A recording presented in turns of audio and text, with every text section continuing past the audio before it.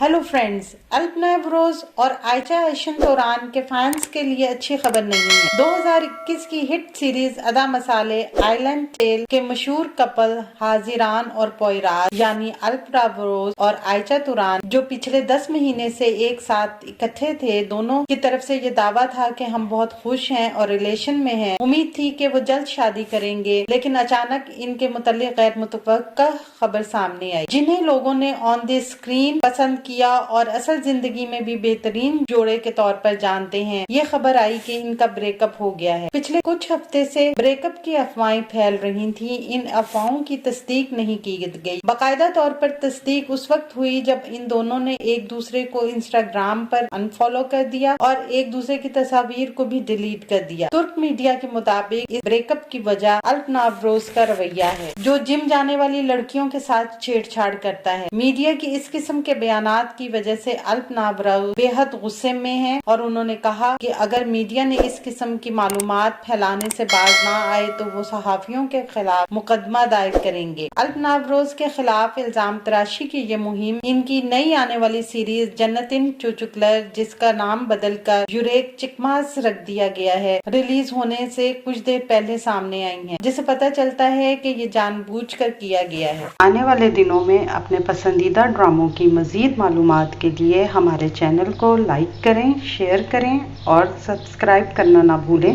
शुक्रिया।